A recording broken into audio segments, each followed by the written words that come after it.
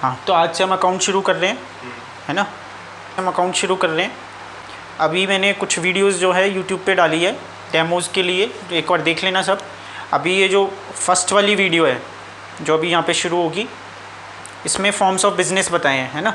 Forms of business बताए हैं इसमें, तो ये थोड़ी थ्योरी है, और अगर प्रैक्टिकली थोड़ा सा देखना है और पढ़ना है तो वो फिर सेकंड वीडियो से शुरू हो रहा है। ये थोड़ा इसमें ओवरव्यू दिया है चैप्टर्स वगैरह का कि क्या तुम्हारी 12th क्लास में क्या क्या है, क्या क्या कवर्ड हो रहा है। उसके बाद जो अपन प्रैक्टिकल जो गए हैं वो अपन गए हैं सेकंड क्लास से। तो सेकंड क्लास वाली इंपॉर्टेंट है, अगर तुमको ये पढ़ना है कि पार्टनरशिप में कौन कौन से अकाउंट्स बनते हैं, क्या होता है पार्टनरशिप में, उसमें जो कंसेप्ट की जो क्लैरिटी है वो सेकंड क्लास से शुरू हुई है ना। फर्स्ट जो क्लास में अपन ने सिलेबस देखा है और थोड़ा सा जो बेसिक्स जो 11th में तुम पढ़ के आए हो रूल्स वगैरह, वो अपन ने देखा है, हो गया। दूसरा, अपन जैसे 20 अप्रैल से, अभी लॉकडाउन वगैरह चल रहा है तो उसके हिसाब से अपन 20 अप्रैल से, क्योंकि 3 मई तक है ये, तो 3 मई तक अपन जो है ऑनलाइन क्लासेस लेंगे। और इसमें कोई फ़ीस वगैरह मैं नहीं ले रहा हूँ, जो भी आना चाहे तो वो आ सकता है। और जूम ऐप के थ्रू जो भी लिंक वगैरह दे दी जाएगी, मैंने शुरू में ब्रोशर भी डाल दिया वीडियो में, तो कोई अगर ज्वाइन करना चाहता है तो व्हाट्सएप पे नंबर डाल दिया मैंने व्हाट्सएप का, तो उसको जो है उस पर सेंड कर सकता है ना। और फिर उसमें ऐसा रहेगा कि जो है इवनिंग में 7 to 8 तो मैं पार्टनरशिप पढ़ाऊँगा 12th क्लास का, पार्टनरशिप का पूरा कंसेप्ट वगैरह से पढ़ेंगे। और फिर उसके बाद जो है 8 to 9 में जो 11th का मैं थोड़ा सा पढ़ाऊँगा 12th वाले स्टूडेंट्स के लिए। भाई अभी तुम्हारा जैसे रिज़ल्ट आया है और अभी कई बच्चों के क्या नंबर कम आते हैं 11th में, ठीक है ना। तो उसमें क्या है, फिर वो बच्चे, उनको थोड़ा लगता है कि अपन ने 11th का अच्छे से नहीं पढ़ा, तो उन बच्चों के लिए मोटा मोटा वो चीज़ें 11th की पढ़ाऊँगा जो 12th में इंपॉर्टेंट रहती है। तो वो चीज़ें जो है वो अपन कवर्ड करेंगे और वो 10 दिन में कवर्ड हो जाएगी, है ना। और 12th का अपन 7 to 8 PM करेंगे और 11th का अपन करेंगे 8 to 9 PM, है ना। इस तरीके से जो है चलेगा। आपको जो है ये इसमें जो भी वीडियोस देखोगे आगे, तो इसमें जो सारा कंसेप्ट्स का ही मैंने किया है, फोकस है वो पूरा कंसेप्ट्स का है। आगे तक भी तुम्हें जैसे CA वगैरह में करोगे, तो CA वगैरह में अभी से अगर कंसेप्ट्स को पकड़ के चलोगे तो जो है CA वगैरह अच्छे से आएगा उसमें, क्योंकि अकाउंट्स ऐसा सब्जेक्ट है जो लास्ट तक नहीं छोड़ेगा, है ना। CA में जो कोर है एक अकाउंट्स, मतलब अकाउंट्स तो फाइनल तक, CA फाइनल तक भी तुम जो है अकाउंट्स पढ़ोगे, तो अकाउंट्स का जो बेसिक्स है अपन को उससे पढ़ना है। बिल्कुल अपन का बेसिक्स एकदम स्ट्रांग होना चाहिए, तभी तुम आगे जाके CA वगैरह भी अच्छे से कर सकते हो। नहीं तो बहुत दिक्कतें आती है बच्चों को। कई बच्चों के जो CA फाइनल तक पहुंच जाते हैं उनके भी कंसेप्ट जो है क्लियर नहीं हो पाते कि भाई ट्रायल बैलेंस में ये आ रहा है, क्यों आ रहा है, एंट्री में ये डेबिट क्यों हो रहा है, ये क्रेडिट क्यों हो रहा है, पार्टनरशिप अकाउंट्स ऐसे कैसे बन रहे, कैपिटल बढ़ कैसे रही है, कम कैसे हो रही है, इंटरेस्ट ऑन कैपिटल क्या होता है, किस पे लगता है इंटरेस्ट।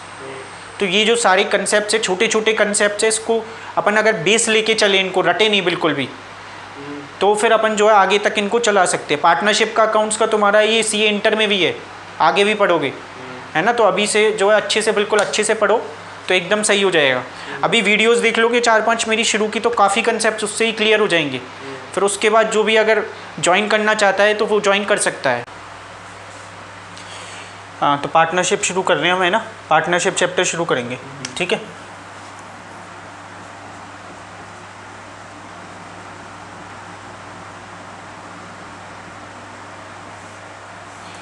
इसको शुरू करने से पहले अपन थोड़ा देखेंगे कि और भी क्या क्या बिजनेस होते हैं। भाई पार्टनरशिप एक फॉर्म ऑफ बिजनेस हो गया, ठीक है ना।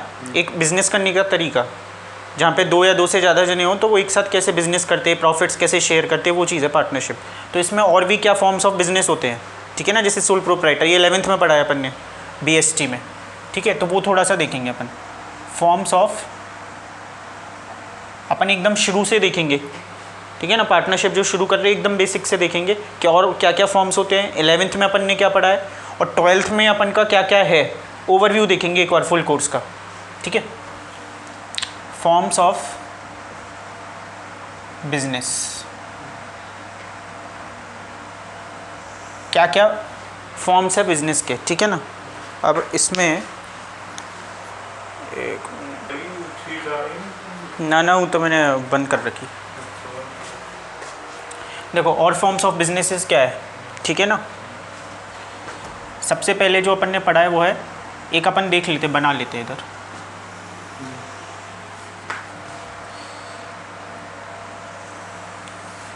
ये तो है forms of business.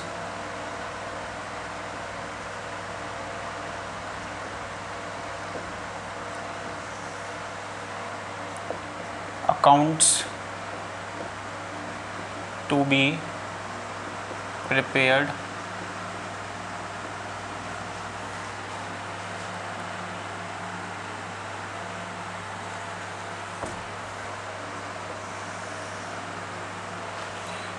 advantage. Why to choose this firm या why to choose this business.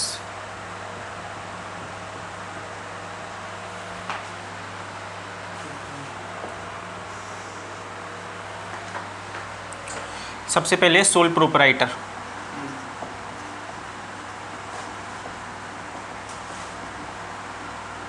Sole proprietorship या सोल प्रोपराइटर, इसमें एक इंडिविजुअल पर्सन होता है, ठीक है ना। अपन ने जो 11th में फाइनेंशियल स्टेटमेंट्स बनाई थी ना लास्ट 2 चैप्टरों में, उसमें जो है ये सोल प्रोपराइटरशिप के ही बनाए थे वो, ठीक है ना। वो जो बनी थे जो फाइनेंशियल स्टेटमेंट्स वो सोल प्रोपराइटरशिप के थे। अकाउंट्स में जो लास्ट चैप्टर है ना फाइनेंशियल स्टेटमेंट्स और एडजस्टमेंट फॉर फाइनेंशियल स्टेटमेंट्स, तो वो अपन जो स्टेटमेंट्स बना रहे थे प्रॉफिट एंड लॉस और ट्रेडिंग अकाउंट, वो अपन सोल प्रोपराइटरशिप का ही बना रहे थे। तो ये अपन ने 11th क्लास में ही कर लिया है, ठीक है। सोल प्रोपराइटर है। अकाउंट्स कौन कौन से बनते हैं? जर्नल एंट्रीज,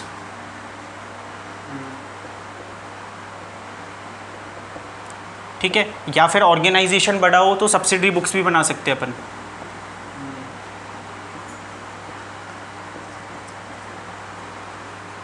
इसके बाद इनका लेजर बनता है, लेजर अकाउंट्स। इसके बाद ट्रायल बैलेंस और फिर फाइनल अकाउंट्स।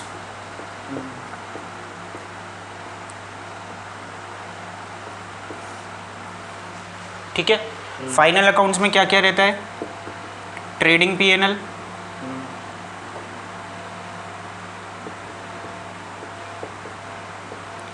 और बैलेंस शीट।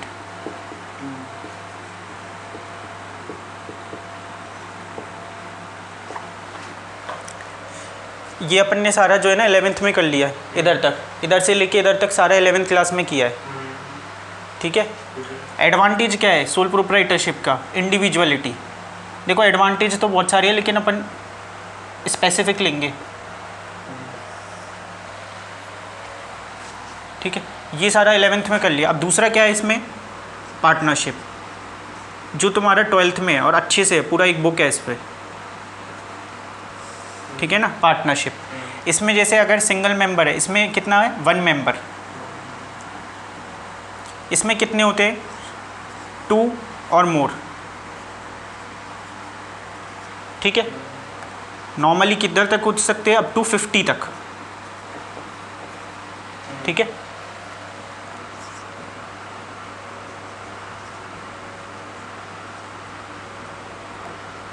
ठीक है, तो पार्टनरशिप में होते हैं 2 से ज़्यादा और अप टू 50 तक हो सकते हैं। एलएलपी में थोड़ा अलग रहता है सिस्टम, लेकिन नॉर्मली अपन पार्टनरशिप की बात कर रहे हैं तो 2 to 50 होता है इसमें, ठीक है। इसमें क्या क्या अकाउंट्स बनाते हो तुम? देखो अकाउंट्स यहाँ इधर तक तो सेम ही है बिल्कुल, वही journal, subsidiary books. Accounts change नहीं हो रहे, अकाउंट्स के कोई फॉर्मेट चेंज नहीं हो रहे, अकाउंट्स के रूल्स चेंज नहीं हो रहे, बस केवल चेंज क्या हो रहा है? Forms of business organization change हो रहा है, ठीक है ना।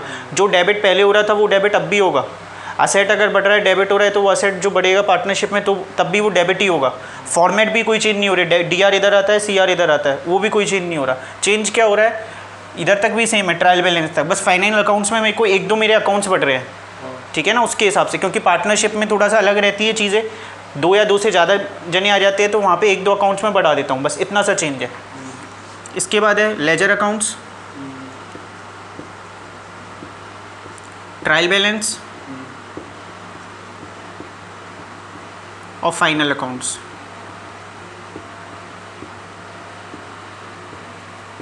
फाइनल अकाउंट्स में क्या क्या है? पीएनएल अकाउंट, वही ट्रेडिंग पीएनएल,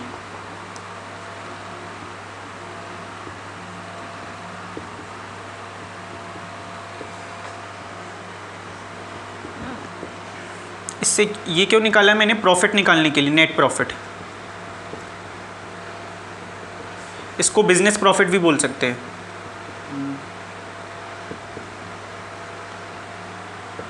दूसरा क्या अकाउंट बनता है, P&L एप्रोप्रिएशन अकाउंट, ये नया आ रहा है पार्टनरशिप में। ये क्यों बनता है, शेयरिंग ऑफ प्रॉफिट्स।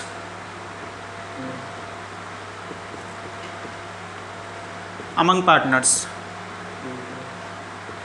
मेरे जो प्रॉफिट्स निकल गए, यहाँ पे मैंने बिजनेस प्रॉफिट निकाल दिया, तो अब मैं जो शेयरिंग कर रहा हूँ ना वो इस अकाउंट में दिखाऊंगा कि अपन कैसे शेयर कर रहे हैं प्रॉफिट्स को आपस में, दो पार्ट। अब यहाँ पे तो एक ही जना था, ए मान के चलो राम है, तो राम तो अकेला ही है, तो शेयरिंग की तो कोई बात ही नहीं हो रही सोल प्रोप्राइटरशिप में, क्योंकि इंडिविजुअलिटी है। लेकिन यहाँ पे दो या दो से ज़्यादा जने हो सकते, राम और श्याम, तो वो आपस में कैसा प्रॉफिट शेयर कर रहे हैं। मान के चलो 6 लाख का है, आपस में 1:1 का किया उन्होंने, तो 3 लाख राम को मिलेंगे, 3 लाख श्याम को मिलेंगे। तो वही चीज़ बस मैं P&L अप्रोप्रिएशन अकाउंट में दिखा रहा हूँ, ठीक है ना। थर्ड है कैपिटल अकाउंट्स।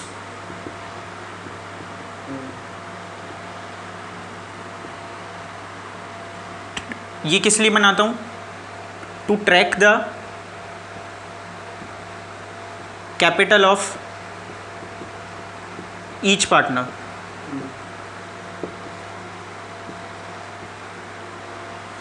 कैपिटल अकाउंट में इधर किस लिए बना रहा हूँ, राम और श्याम दो जने हैं, तो राम कितना कैपिटल ला रहा है, कितना लेके जा रहा है वो, कितना उसको प्रॉफिट्स मिल रहे हैं, कितनी उसकी कैपिटल है इस समय। और ऐसे ही मैं श्याम, दोनों की मैं ट्रैकिंग करके रखता हूँ, क्योंकि दो जने हैं वहाँ पे और ज़्यादा भी जने हो सकते हैं, तो इस वजह से मैं कैपिटल अकाउंट्स मेरे को बनाना ज़रूरी होता है।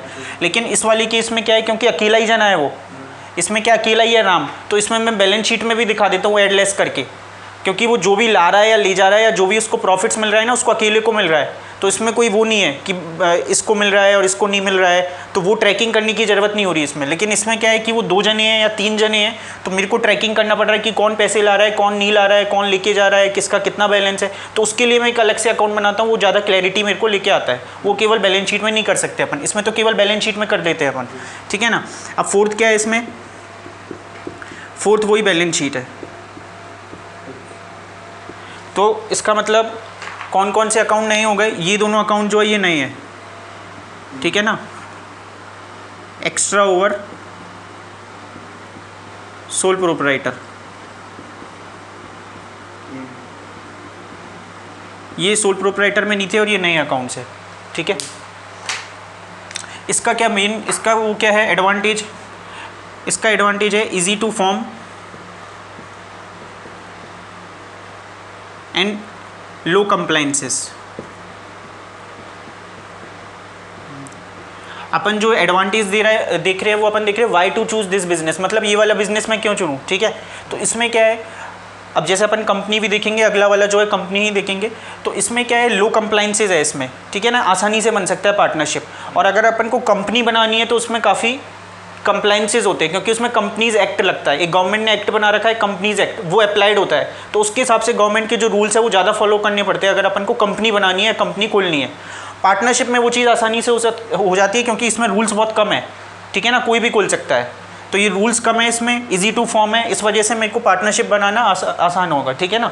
अगर मैं कंपनी बनाना चाह रहा हूँ ओवर पार्टनरशिप बनाना चाह रहा हूँ ओवर कंपनी, ठीक है ना। थर्ड है, ये हो गया अपन का, थर्ड है कंपनी। कंपनी में दो होती है, एक होती है प्राइवेट लिमिटेड और एक होती है पब्लिक, ठीक है। प्राइवेट में अपन के होते हैं मेंबर्स 2 से 200 तक, और पब्लिक में होते हैं 7 to अनलिमिटेड, ठीक है। अब इसमें क्या पढ़ना है अपन को, इसमें भी वही होता है सारा, जर्नल एंट्रीज या सब्सिडरी बुक्स, इसके बाद क्या होता है ledger, trial balance,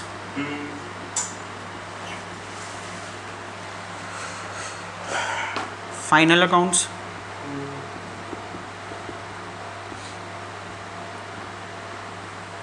final accounts में इसमें थोड़ा सा है, फाइनल अकाउंट्स जो इसमें मैं बनाता हूँ तो क्या क्या बनाता हूँ इसमें, वही वैसे बनता तो वही है, ट्रेडिंग P&L और बैलेंस शीट। लेकिन इसमें अंतर क्या होता है, इसमें जो बनता है वो शेड्यूल 3 के हिसाब से बनता है, क्योंकि कंपनी पे क्या होता है, कंपनीज एक्ट एप्लीकेबल होता है, गवर्नमेंट का एक्ट है एक कंपनीज एक्ट, तो वो कंपनी पे लागू हो रहा है, ठीक है ना। तो गवर्नमेंट जो कंपनी है उसको कंपनीज एक्ट के हिसाब से अकाउंट बनाने हैं, और कंपनीज एक्ट में क्या एक फॉर्मेट दे रखा है, कंपनीज एक्ट में क्या एक फॉर्मेट दे रखा है, शेड्यूल 3 फॉर्मेट, उसके हिसाब से आपको जो है बैलेंस शीट और ट्रेडिंग P&L बनाना है, ठीक है ना। तो इसमें कैसे बनता है, इसमें ऐसे नहीं बनता तो वही चीज़ है, लेकिन ऐसे नहीं बनता जैसे इसमें पार्टनरशिप में या सोल प्रोप्राइटर में बन रहा है, फॉर्मेट अलग है, इसका बनाने का तरीका अलग है, ठीक है ना। तो ये कैसे बनता है, as per schedule 3,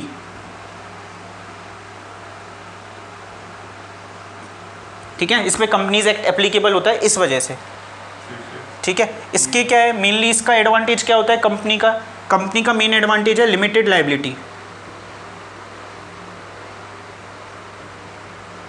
limited liability वैसे पढ़ चुके हो 11th में BST में। लिमिटेड लायबिलिटी का मतलब क्या है, आज अगर कोई भी उधारी आ जाए कंपनी के ऊपर, या कंपनी को कोई भी पैसे देने पड़ जाए, तो कितनी कंपनी पे लायबिलिटी आ सकती है, जितने कंपनी पे असेट्स है, जितने कंपनी के नाम पे असेट्स है उतनी ही कंपनी की लायबिलिटी आ सकती है। इसका मतलब अगर कंपनी का कोई ओनर है तो उसके जो पर्सनल असेट्स है ना, पर्सनल खुद की गाड़ी और खुद का घर है, उसको बेचने की ज़रूरत नहीं पड़ेगी, वो वहाँ पे बच जाएगा, समझ गए। लेकिन पार्टनरशिप में अगर ऐसा कुछ होता है, तो पार्टनरशिप में तो उसको हो सकता है कि अगर कोई उधारी चुकानी है तो पार्टनरशिप फॉर्म के साथ साथ उसको अपने पर्सनल असेट्स मतलब अपने घर मकान भी बेचने पड़ जाए, ठीक है ना। तो ये क्या कर रहा है, उसको सेव कर रहा है ओनर को, ठीक है ना। तो इस वजह से इसको क्या बोलेंगे अपन, लिमिटेड लायबिलिटी। ये एक मेन जो है कि अगर कोई पूछे कि भाई मैं कंपनी क्यों बनाऊँ, पार्टनरशिप क्यों नहीं बना लूँ, तो कंपनी बनाने का एक ही फ़ायदा है ओवर पार्टनरशिप, ठीक है ना। अब 4th है इसमें नॉन प्रॉफिट ऑर्गेनाइजेशन।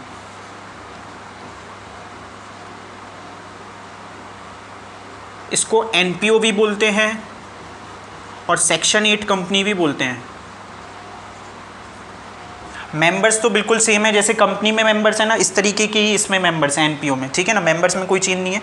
इसमें क्या अपन को करना है, इसमें नॉर्मली क्या होता है, वैसे तो ये सारी चीज़ें इसमें भी एप्लीकेबल होती है, जर्नल और लेजर, ट्रायल बैलेंस और फाइनल अकाउंट्स। फाइनल अकाउंट्स में इसमें जो बनता है, इनकम एंड एक्सपेंडिचर अकाउंट बनता है और बैलेंस शीट।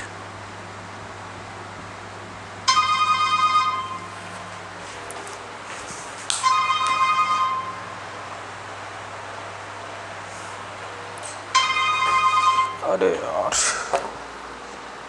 गलती से मिल गया उसको। हाँ ठीक है, इनकम एंड एक्सपेंडिचर अकाउंट और बैलेंस शीट। इसका मेन क्या है, एडवांटेज क्या है कि ये बनती है, इसका ऑब्जेक्टिव जो होता है वो प्रॉफिट कमाना नहीं होता, वो वेलफेयर होता है।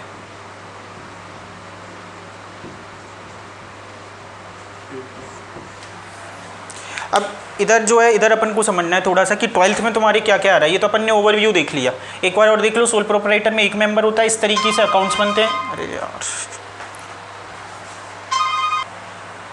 ठीक है, ठीक है। इस देखो सोल प्रोप्राइटर में जो है एक मेंबर होता है, ये अपन ने 11th में पढ़ा है, ठीक है। तो इसमें रेड है तुम्हारा जैसे, तो ये देखो ये अपन ने सारा जो है ये फुल ये अपन ने पढ़ लिया 11th क्लास में, ठीक है। अब पार्टनरशिप जो है, पार्टनरशिप में भी अपन क्या पढ़ रहे हैं, अब ये पार्टनरशिप जो है ये 12th में पढ़ना है। पार्टनरशिप में भी क्या पढ़ना है, ये चीज़ें नहीं आएंगी, जर्नल एंट्रीज, लेजर अकाउंट्स और ट्रायल बैलेंस, ये बनाने की ज़रूरत नहीं आएगी। क्या आएगा, फाइनल अकाउंट्स आएंगे। फाइनल अकाउंट्स में भी क्या आएगा, फाइनल अकाउंट्स में भी ये नहीं बनवाएगा वो नॉर्मली क्वेश्चन में, मतलब बिजनेस प्रॉफिट पहले से ही दिया होगा। अपन को क्या बनानी है, अपन को ये 3 चीज़ें बनानी है। ये 12th क्लास में ये 3 चीज़ें हैं, और ये तुम्हारी फर्स्ट बुक में है, ठीक है। मतलब ये बिजनेस प्रॉफिट पहले से ही निकाल के दे देगा, ठीक है। और ये इसमें क्या है, ये 3 चीज़ें बनानी पड़ेगी मेरे को। P&L अप्रोप्रिएशन बनवाएगा, जहाँ पे मेरे को प्रॉफिट शेयर करने है पार्टनर्स के बीच में, कैसा है, मेरे को कैपिटल अकाउंट्स बनाना हो, मेरे को बैलेंस शीट बनानी है। जनरली ये तीनों चीज़ें वो बनवाएगा। ये जो है बिजनेस प्रॉफिट 99% क्वेश्चनों में ये दिया होता है, एक आध क्वेश्चन ऐसा होगा जिसमें वो प्रॉफिट निकलवा रहा होगा, ठीक है। ये तुम्हारा फर्स्ट बुक में है, ठीक है। कंपनी में जो जर्नल एंट्रीज़ है वो तुम्हारी जर्नल एंट्रीज़ करवा रहा है, किसकी करवा रहा है, किससे रिलेटेड करवा रहा है, इशू ऑफ शेयर्स और डिबेंचर्स, ये सेकंड बुक में है। 12th की ये सेकंड बुक में है तुम्हारी, कि जो कंपनी से जो जर्नल एंट्री करनी किससे रिलेटेड, इशू ऑफ शेयर्स और डिबेंचर से, ये सेकंड बुक में तुम्हारी में है। ठीक है, इसमें बस केवल तुम्हें जर्नल एंट्रीज करनी है, ये नहीं है, ये नहीं है। अब तुम्हारी थर्ड बुक में क्या है, फाइनल अकाउंट्स, ये जो है ये तुम्हारी थर्ड बुक में है। थर्ड बुक में ये तो है ही, प्लस इसमें तुम्हें बनाना है, हल्का फुल्का ही बनाना है, बहुत ज़्यादा ऐसे डिटेल में नहीं दे रखा उन्होंने, क्योंकि अभी बिल्कुल ही शुरुआत है। तो हल्का फुल्का तुम्हें बनाना आना चाहिए कि कौन सा आइटम किस वाली जगह में जाना है और किस वाली हेडिंग में जाना है। इसके अलावा इसमें इनका एनालिसिस और है, मतलब तुमने प्रॉफिट एंड लॉस अकाउंट बना लिया, प्रॉफिट्स आ गए और बैलेंस शीट तुमने बना ली, उसको देख के तुम्हें एनालिसिस करना है कि कंपनी अच्छी है या बुरी है। ठीक है, उसमें कैसे एनालिसिस अपन करते हैं, रेशो वगैरह निकाल के कि प्रॉफिट्स पिछले साल के कितने थे, अब इस साल के कितने, उसके लिए कंपैरेटिव बैलेंस शीट बनाता हूँ मैं, तो उससे अपन को एनालिसिस करना है, उसको बोलते हैं अपन एनालिसिस ऑफ फाइनेंशियल स्टेटमेंट्स। वही तुम्हारी थर्ड बुक का नाम भी है, एनालिसिस ऑफ फाइनेंशियल स्टेटमेंट्स। ठीक है ना, तो वो प्लस एनालिसिस वाला पार्ट भी है इनका, तो वो भी तुम्हारे इसमें 12th में है। ठीक है ना, वो भी थर्ड बुक में है।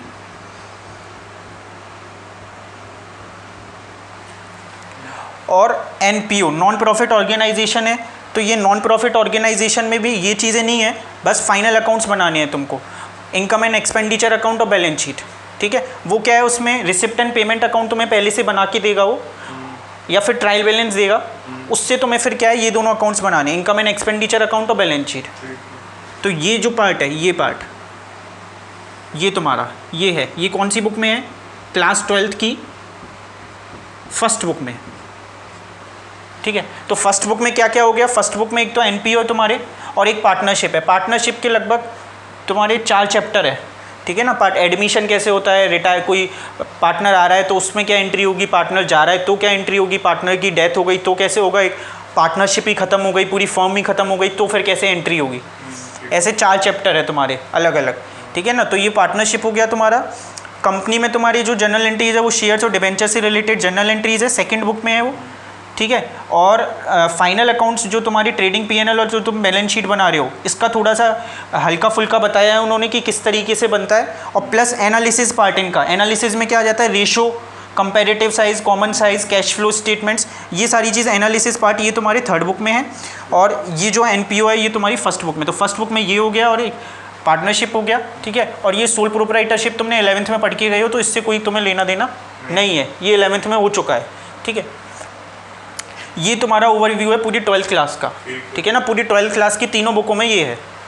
अच्छा, अब इसमें क्या है, 11th और 12th में, 12th क्लास में कुछ भी वैसे चेंज नहीं हो रहा, जो रूल्स रेगुलेशंस है अपन को, जो भी अपन एंट्री कर रहे हैं या लेजर बना रहा हूँ, तो वो चीज़ें चेंज नहीं हो रही है। अब क्या है, अकाउंट्स बढ़ रहे हैं या कम हो रहे हैं, तो जो रूल्स है कि असेट्स डेबिट होता है, बढ़ता है तो लाइबिलिटी बढ़ती है तो CR होती है, वो सारी चीज़ें सेम रहेंगी। ठीक है, फॉर्मेट भी अकाउंट्स के सेम रहेंगे, तो सारी चीज़ें सेम है, बस कुछ अकाउंट्स बढ़ रहे हैं, कुछ चीज़ें बढ़ रही है, कम हो रही है, वो वाली चीज़ें हैं।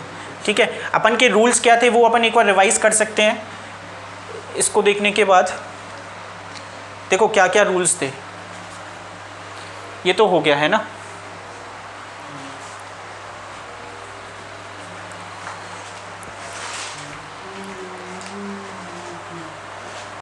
तो क्या क्या रूल्स थे अपन के 11th क्लास में, वही तुम्हें 12th क्लास में पढ़ने, कुछ नया नहीं आ रहा।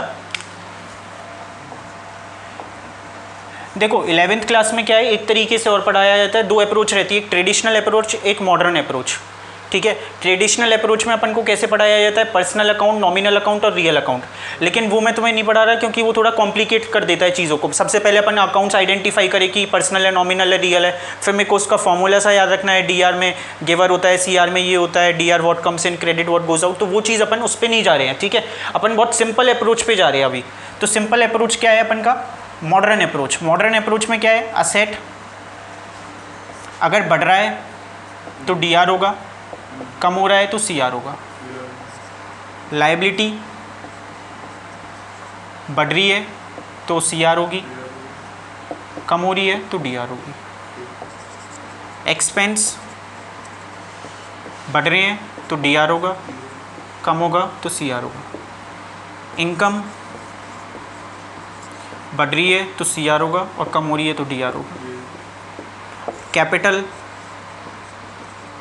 बढ़ रही है तो CR और कम हो रही है तो DR। कैपिटल तो लाइबिलिटी होती है एक तरीके से, तो सेम ही होगा इनका, ठीक है ना। ये 5 चीज़ें अपन को याद होनी चाहिए। अब इसका हल्का सा एक छोटा एग्जांपल देख लेते। मान के चलो जैसे उसने परचेज की land and building at ₹5 lakh, ठीक है, फ्रॉम कैश में किए, ठीक है। लैंड एंड बिल्डिंग परचेज की, तो लैंड एंड बिल्डिंग क्या एसेट है तुम्हारी, तो लैंड एंड बिल्डिंग बिजनेस में आ रही है और कैश जा रहा है, ठीक है। तो क्या होगा, असेट बढ़ रहा है तो DR और कम हो रहा है तो CR। तो क्या एंट्री करूंगा मैं, land and building account DR, क्योंकि लैंड एंड बिल्डिंग बढ़ रहा है ना मेरा।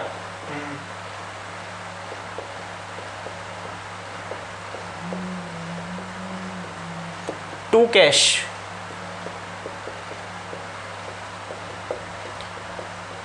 कम हो रहा है तो CR, ठीक है। ये मैंने बहुत शॉर्ट में बताया। 11th में तो अपन जैसे पढ़ते हैं, या 11th में जो मैंने वीडियोस डालूंगा मैं, उसमें तो अपन फुल डिटेल में पढ़ेंगे एक एक चीज़ की क्या होता है, कैसे होता है और पूरा ट्रांजेक्शन। लेकिन 11th में तो तुमने पढ़ ही लिया है, तो अभी अपन शॉर्ट में देख रहे हैं, समराइज़ कर रहे हैं कि कुछ कोई भूल तो नहीं गया, ठीक है ना।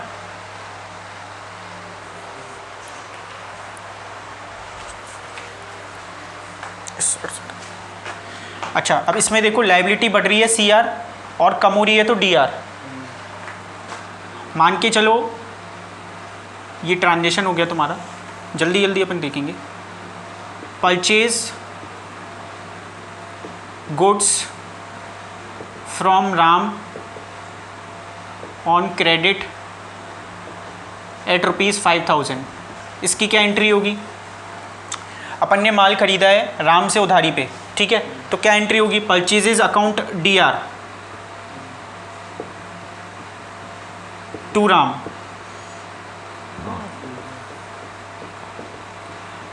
राम क्या है, हमारा क्रेडिटर है भाई। राम से मैंने उधारी पे खरीदा है तो राम को वापस करना है ना पैसे।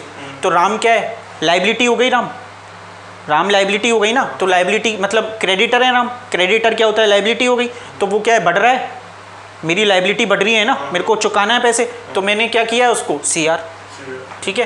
तो लाइबिलिटी अगर बढ़ती है तो CR होती है और कम होती है। अगर अभी मैंने राम को पैसे चुका दिए, अगले में Ram account DR 5,000 to cash,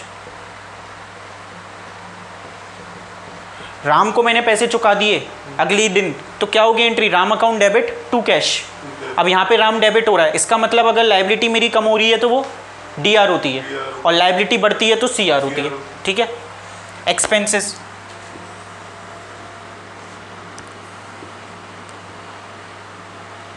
paid salary of ₹5,000,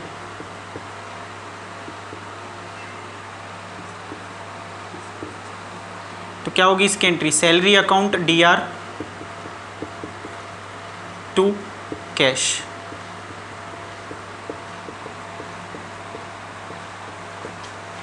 खर्चा हुआ है, बड़ा है खर्चा, तो सैलरी क्या है, अपन का खर्चा ही तो है, ठीक है। सैलरी खर्चा। अच्छा, तुम्हें एक्सपेंसेस में और असेट में फ़र्क पता होना चाहिए। एक्सपेंसेस भी DR होते हैं और सैलरी भी DR होती है। तो असेट तो होती है जो रिकरिंग नेचर की नहीं होती, लॉन्ग टर्म के हिसाब से जो होती है, ठीक है ना। लैंड बिल्डिंग है, हर साल नहीं खरीदोगे लैंड बिल्डिंग। और ये जो होती है एक्सपेंसेस क्या होता है, रिकरिंग नेचर का होता है, हर साल होता है लगभग, ठीक है। तो इस वजह से इसको मैं खर्चा कहता हूँ। अब जैसे अपन ने स्टेशनरी वगैरह खरीदी है, अगर अपन ने स्टेशनरी वगैरह खरीदी है तो वो जो है स्टेशनरी जो खरीदी है वो असेट नहीं है। स्टेशनरी तो हर साल खरीदी जाती है, वो क्या है, अपन का खर्चा है, ठीक है ना। उसमें ऐसा नहीं देखना अपन को कि फिजिकली अपन पे कैलकुलेटर है तो असेट हो जाएगा, वो असेट नहीं है, वो अपन का खर्चा है, क्योंकि हर साल अपन को कैलकुलेटर और छोटी मोटी स्टेशनरी खरीदनी पड़ती है, ठीक है। तो वो चीज़ भी ध्यान में रखनी चाहिए कि क्या असेट है और क्या एक्सपेंस है। और इन दोनों का सबसे वो क्या है, असेट तो जाती है बैलेंस शीट में और ऐसे एक्सपेंस किधर जाता है, P&L में, ठीक है ना। ये चीज़ भी ध्यान रखना, ये असेट और लाइबिलिटी है, ये तो जाती है बैलेंस शीट में और ये जाती है ट्रेडिंग P&L में।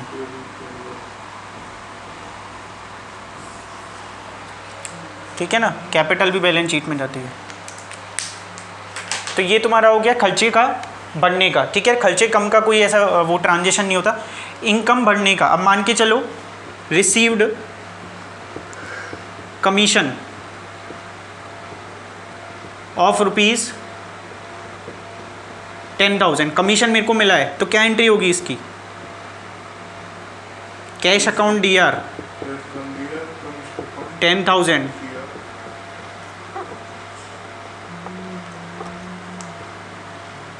To commission.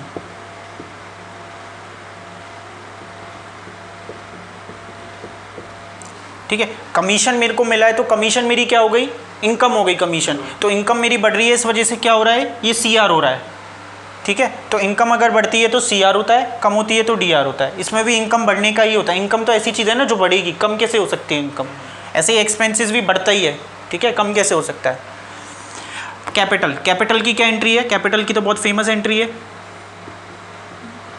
Ram introduced 5 lakh into business.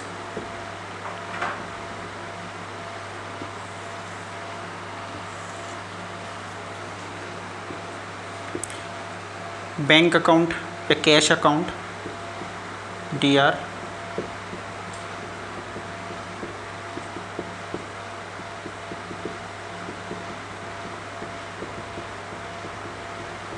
ठीक है।